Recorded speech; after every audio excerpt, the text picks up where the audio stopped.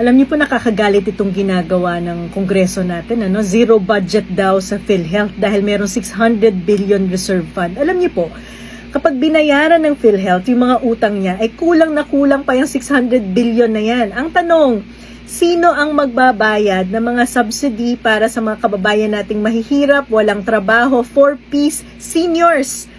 Yung premium po nila sa PhilHealth, ang nagbabayad po niyan ay gobyerno, galing sa tax na binabayaran naman natin sa tobacco at sugary beverages. Pero at nakasaad din po yan sa batas na dapat automatic ay binibigay yan sa PhilHealth dahil yan ang bayad sa subsidiya nila. Ano yung ginagawa ng Kongreso ngayon? Kinuha po yung pondong yan at hindi binibigay sa PhilHealth. Ang tanong, sino magbabayad ng gastusin ng mga seniors, ng mga mahihirap, ng mga walang trabaho kapag kasali sila at i-cover sila sa PhilHealth? Ang ibig sabihin po niyan, ang magtutustos niyan, ang magbabayad niyan ay tayong mga ordinaryong manggagawang Pilipino. Kahit na nakasaad sa batas na dapat nilalaan dyan ang 80% ng kalahati ng mga taxes na nakukolekta natin mula sa mga sigarilyo, tobacco products at galing sa mga sugary beverages. Kaya alam niyo, maling-mali itong ginagawa ng Kongreso na to eh. Pinaprioritize po nila yung mga programa na nagsusulong ng patronage politics. Itong medical assistance for indigent patients. Bakit po yan ang pinaprioritize sila? Kasi bago ka makahingi ng tulong, kailangan mo munang lumapit sa politiko. Nakakawala ng dignidad. Lalapit ka sa politiko para manghingi ng guarantee letter, para makakuha ng tulong sa pagpapagamot mo. Eh kung sa PhilHealth yan nilagay, automatic, di ba? Wala kang politikong hihinga ng tulong. Kaso pinaprioritize ang Kongreso ngayon, yung kailangan mo pang magmakaawa sa kanila. Trapo politics. Kaya po talaga namang pupunta tayo sa Supreme Court uli para mag-file ng kaso para questionin yung ginagawa nila dahil unconstitutional po to. Labag po to sa karapatan natin. Sa karapatang pangkalusugan, labag po to sa mga rules ng Kongreso dahil in effect ina-amend na naman nila ang specific na batas na napakalino na naglalaan ng pondo para sa PhilHealth. At mariin po natin itong tinututulan dahil panggagago na naman to sa mga ordinaryong Pilipino. Dagdag pahirap para lamang isulong yung patronage politics. Hi guys, I just got back from doing different payouts both for TUPAD and ECT within Davao del Norte. So that was in Panabo City and Tagum. And kakabalik ko lang, and people kept tagging me dito sa PhilHealth issue, which again started yesterday. Nagulat ako na biglang may nakita akong post na parang kinakawawa masyado ang PhilHealth na hindi nyo ata alam ang totoo. Sana bago kayo mag-react at sana ipalabas ninyo na parang kawawang-kawawa ang lahat ng Pilipino dahil sa ginawa ng PhilHealth, inintindi niyo po muna ang proseso ng gobyerno at ang katotohanan dito. Hindi po budget ang tinanggal sa PhilHealth, guys, ha? Subsidy po mula sa gobyerno. Ang budget po at subsidy ay dalawang magkaibang konsepto. Bakit naman bibigyan ng subsidy ng gobyerno ang PhilHealth kung may 600 billion pa itong nakareserba na pondo na hawak-hawak nila? Ulitin ko ha, hindi kawawa ang PhilHealth dahil tinanggalan sila ng subsidy kasi may 600 billion pa silang hindi nagagamit na pondo. Sa hindi po nakakaalam, ang PhilHealth po ay hindi po siya nag-spend according sa agency, kundi nag-underspend po siya. Kaya nga po, hindi kayo masaya sa serbisyo na binibigay ng PhilHealth po sa inyo. Kasalanan po ito ng PhilHealth, hindi po ng gobyerno in general. Ang PhilHealth po ay question, bakit sa dami-dami ng pera nila, 'di ba? Ang laki pa rin ng contribution at hindi pa rin nagbabago ang pagkaltas at sistema ng pagkaltas sa mga nangangailangan dito. Bago rin po kayong magalit, sana po isipin din po ninyo na ang medical assistance po sa mga bills ninyo sa ospital, hindi lamang po PhilHealth ang makakatulong. Meron po tayong mai-program ng DOH at of course the medical assistance galing po yan sa DSWD. Hindi rin po totoo na ang tinanggal na subsidy mula sa PhilHealth ay nilipat po sa ibang ayuda programs. Fake news po yan. Hindi po yan totoo. Hindi rin po totoo na magsasarado ang PhilHealth na kakawawain ang sambayanang Pilipino. Hindi po yan totoo.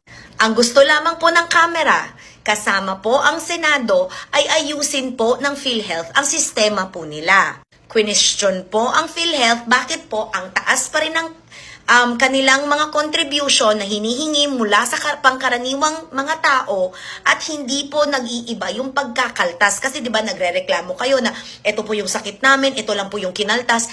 Kasalanan po ito at dapat po itong sagutin ng PhilHealth. Again, nadadamay na naman ang tingog, nabiblame na naman ang mga walang alam, at syempre, nauuna kasi kayo sa takot kahit hindi nyo naman inalam yung sitwasyon. Uulitin ko. Ang PhilHealth po ay hindi ho kawawa. Ang atin pong premier insurance provider po sa Pilipinas, which is PhilHealth, may 600 billion po. Kaya po napag-isipan ng bicameral committee na hindi sila bigyan ng additional subsidy.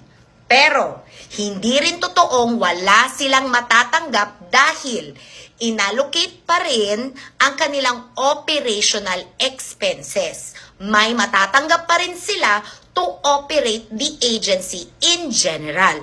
Alright? Kasi ang budget naman po na galing sa PhilHealth ay galing din naman ho yan sa mga contributions na kinakaltas po sa atin. So it doesn't mean, again, na magsasarado ang PhilHealth, na magko-contribute ka tapos wala na itong mapupuntahan. Pag wala na itong mapupuntahan at hindi epektibo ang serbisyo, ang PhilHealth po ang kailangang managot. Hindi po ang ibang tao. Question pa nga ang hindi paggamit ng PhilHealth sa pondo nila ng mismong si Senator Bongo. Tinanong niya kung bakit ganito ang nangyayari at hindi nila ginagastos kahit alam naman nila na meron ito. Ang hindi paggastos ng pondo ng PhilHealth ay yun ang nangangahulugan kung bakit hindi pa rin bumababa kahit may batas na ang contributions ng mga tao sa PhilHealth. Hindi rin po nagbabago ang pagkakaltas, depende sa sakit po ninyo, pagpasok nyo sa ospital, dahil hindi rin ito binago ng PhilHealth. At PhilHealth lang po ang pwedeng magbago nito, dahil sila naman po ang insurance provider. Kaya sa lahat po ng mga tao na naghuhuramentado sa Facebook ko, nagme-message at napunta na naman sa amin ang blame at sinabi na naman na tinanggal namin ang pondo, hindi ho. Dahil hindi naman ho pondo o budget ang tinanggal, kundi subsidy. Hindi po talaga mauubusan ng budget ang PhilHealth dahil kinakaltasan pa rin naman tayong lahat. Kasama ako. Kasi kahit man volunteer ako, I still pay yung kailangan kong bayaran to keep my PhilHealth alive kasi may beneficiary ako, which is Tony. Kaya sana bago kayo maghurementado, kalma. Intindihin muna ang proseso ng gobyerno. Di porket may away, lahat na lang i-associate doon. Masisistress ka na wala namang rason. Hindi kinakawawa ang PhilHealth. In fact, dapat kayo nga ang nagsasabi sa PhilHealth na gastusin na nila ang 600 billion nila na pondo para mapababa ang kontribusyon ng pangkaraniwang tao at marami silang matulungan at yung reimbursements ay magiging mas mabilis para mas epektibo din ang serbisyo nila sa iba't ibang nangangailangan dito. At sa mga nagsasabi na kawawa ang PhilHealth at pag nawala ang PhilHealth, wala na, hindi rin ito totoo dahil again, uulitin ko, may DOH pa po na MAIP at meron pa rin pong financial assistance na makukuha po natin sa DSWD. Kaya nga ba lagi kong sinasabi na pag kayo, inuunan nyo yung galit nyo instead of intindihin nyo ang mga bagay-bagay, di sana hindi kayo na-stress kasi wala rin namang humpay ang stress nyo kung dapat ang sinasabi nyo ay dapat talaga tanggalan ng subsidy dahil may pondo sila. May 600 billion sila. So anong gagawin sa 600 billion na yan? Ipagde-decorate sa opisina nila? Kaya dapat ang ginagawa natin, we are calling on to PhilHealth to properly manage their funds, to be able to babaan ang mga contributions. Which is, may law na naipasa nito na 3.25% starting 2025, ibababa doon sa premiums na binabayad ng pangkaraniwang tao. Kasi uulitin ko, hindi naman ho ayuda program ang PhilHealth. Ito po ay isang insurance provider and the premier insurance provider of our country. Kaya ulit, nagsasabi, ma'am, na-hospital po ako, ito lang po yung kaltas. Yan yun. Kaya kailangan nilang gastusin Okay? Yung 600 billion nila, eh di ba, dinimonize nyo din ulit ang pagbalik nila ng pera na hindi nila nagastos, di ba? Ibabalik dapat sa National Treasury, ginawa nyo rin ng issue. Siyempre, ibabalik talaga dapat yan sa National Treasury ang pondo na hindi mo ginagamit. Eh di ba galit na galit kayo sa korap? Tapos ngayon, ang pagbalik ngayon sa gobyerno, galit na galit pa rin kayo? Pick a struggle, B. Kaya ako sa mga galit sa akin, sa mga nangaaway, sa mga nagsasabi na kami na naman ang kumuha ng pondo, hindi ho. Hindi ho. Kasi wala naman hong transfer of funds. Wala naman pong kinuha dito at nilagay dito. That is not true. Yan lang po ang gusto nilang sabihin para mag-fit ulit sa narrative nila. Tulad lang din yan sa paninira nila sa memorandum between Tingog, DBT, and PhilHealth. Kaya ang weird, no? Galit na galit kayo na kunwari, kinakawawa ang PhilHealth, pero paano na lang nga yung 600 billion? Uulit-ulitin ko talaga to at pag-uusapan ko talaga to at mahinahon talaga ako dahil ito naman yung totoo.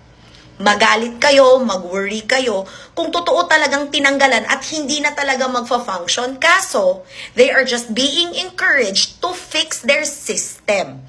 They are being investigated dahil despite how much they have, they still choose to charge premium. They are hoarding money. The government is losing money because of inflation dahil hindi nila ginagamit ang pondo nila. Kaya sana maliwanag ito because I am explaining it as slowly as possible and in Tagalog para mas marami ang mas makakaintindi. Kaya again, hindi kinakawawa ang PhilHealth. Hindi ito magsasara. Hindi rin totoo na tinanggalan ito ng buong buo dahil binigyan pa rin sila ng pang-operational expenses nila. At ang pondo naman nila ay galing naman sa ating mga kontribusyon na hindi rin hihinto. Ang kailangan lamang dito ay ayusin ng PhilHealth ang kanilang sistema sa loob para mas maganda ang kanilang paninerbisyo sa pangkaraniwang Pilipino.